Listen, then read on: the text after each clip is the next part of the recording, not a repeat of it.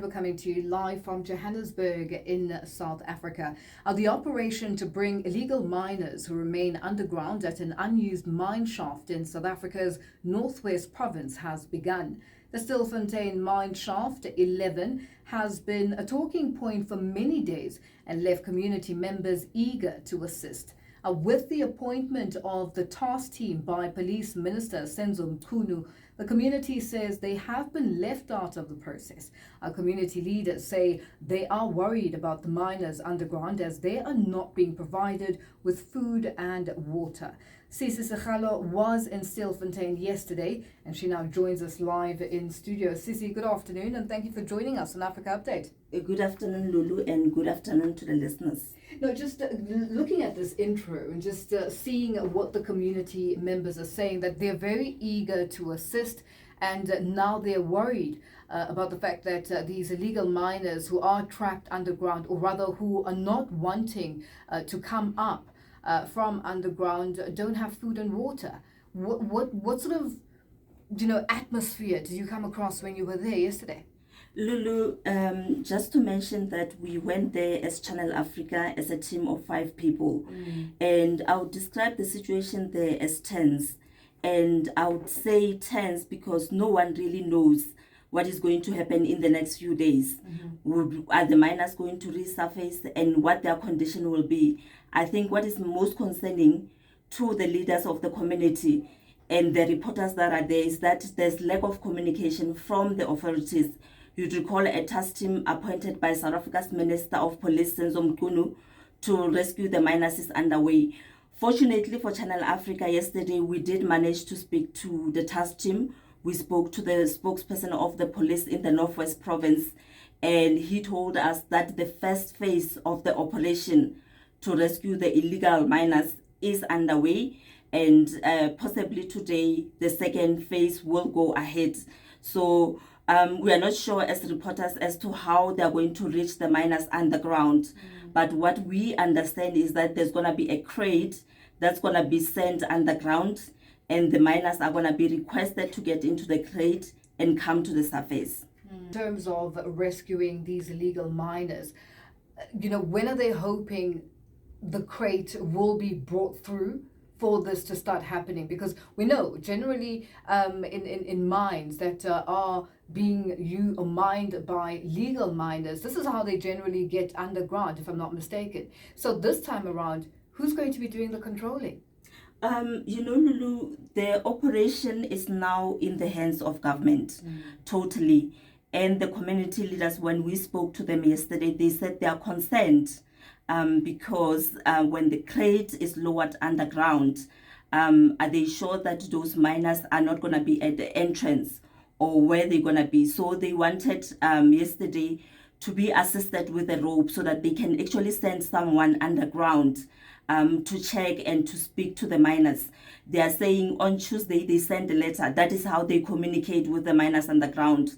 They send a letter with a rope, but unfortunately on Tuesday it was not responded to, and they are worried to say what is the situation underground. Now, Sisi, in such cases, we've seen the visuals on our screens, and we've heard, families coming out and speaking about how some family members had disappeared for 3 months without them knowing exactly what's happened to them. What's the situation on that front? What are families saying of their loved ones who are underground? Community members whose loved ones are underground, they are saying that the community members are worried sick because they don't know the condition. Like you just said, they've been there for 3 months. We were told others have been there for 6 months, and they have had no water and food to eat. So they are worried. They are worried because they don't know when they come to the surface, are they going to be alive? Or are they not going to be alive? So that's the worry that the community members. But just to add, Lulu, we're going to be going back to Stilfontein, and we will try to get the community members and speak to them. Those families, speak to them to say it's been weeks, it's been days. How are you surviving? How are you feeling really? And now that the communication is now being taken by government. How do you feel about that? A very difficult situation that these families find themselves in, and also just the fact that they were also able to make a livelihood, I guess, with what their family members were doing. As much as it is a serious crisis in the country, it is illegal what they have been doing. Sisi, in terms of time frames, do we know, or do you have any idea with regards to government? What are they saying is going to happen? Has there been any indication, especially from the DMR? Lulu, unfortunately, there has been no communication from government. Even the reporters that are there are really struggling to get information. They told us they keep on reaching out to the task team.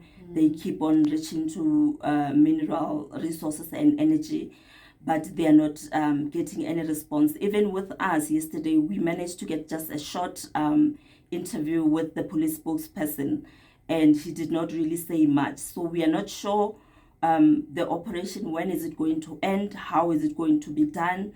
And I think that's the worry with the community leaders, to say, government, please come and explain how you are going to do this, and why are you excluding us who have been helping from the onset. Now we are out, we don't know what's happening there.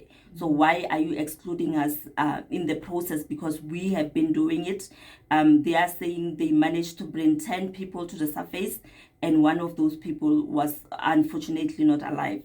So yeah, it's quite a sad story. It's really quite a sad story, Lulu. Well, Sisi, unfortunately, we have run out of time, and we will leave it there for today. But thank you so much for joining us on Africa Update today.